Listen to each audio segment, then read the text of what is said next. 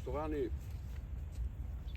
nekoč sem prav neki takšni priložnosti zbrane spomnil na pregnantno misel slovitega francoskega filozofa, tudi utemeljitelja razsvetljenstva.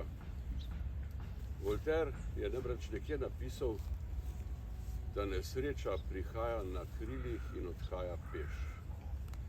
Prihaja torej na krilih v trenutku, za njo pa ostaja dolgo, predolgo trpljenje, ki odhaja počasi, odhaja peš in morda nikoli v celoti sploh ne odide.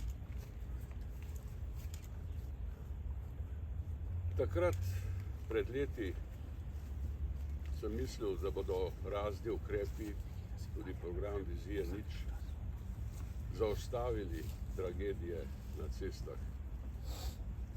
Prepričan sem bil, da se krila nesreče ne bodo več dotaknile cestnega asfalta. V resnici pa sivino cestnega asfalta vse prepogosto še vedno zaliva rdeča barva. Nesreče v prometu terjajo strahoten krvni davek. Ob tem pa seveda prizadanejo številne svojce, bližnje, prijatelje. Ne samo prizadanejo, ampak jim dejansko spremenijo življenje.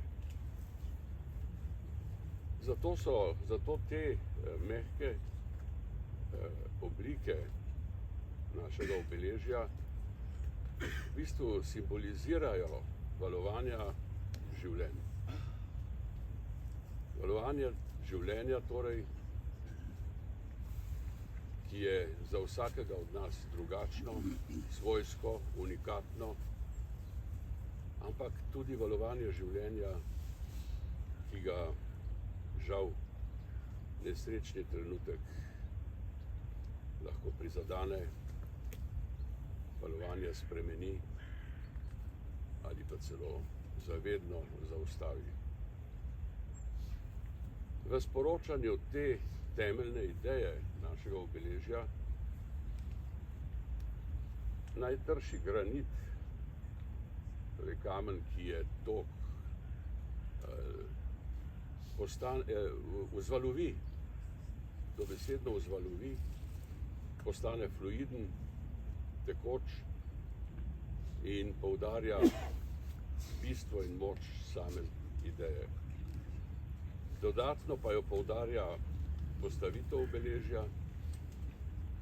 Kot vidite, ti težki kosi granita ne ležijo na tleh, kamor so običajno postavljeni in odkoder so odtrgani, ampak so privzdignjeni nad tla, lebdijo kot brez teže v tej arkadijski pokrajini obodnega parka našega osrednjega pokopališča.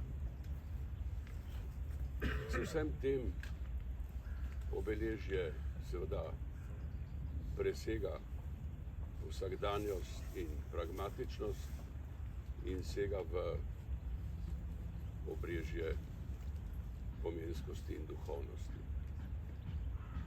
Spoštovani, dovolite mi, da tudi ob današnji priložnosti izrečem zahvalo vsem, ki so to zamisel, ko je bila šele porojena, odprli in ki so seveda v nadaljevanju poskrbeli za uresničenje obeležja. Najprej tukaj seveda pobudnik, gospod Robert Štaba, je direktor osrednjega pokopališča Ljubljane, magister Robert Martinčič. Tukaj so moji kolegi, projektanti in izvajalci. Posebno zahvalo pa moram izreči tudi Evropski federaciji žrtev prometnih nesreč, ki je prav temu obeležju dodelila visoko laskavo priznanje.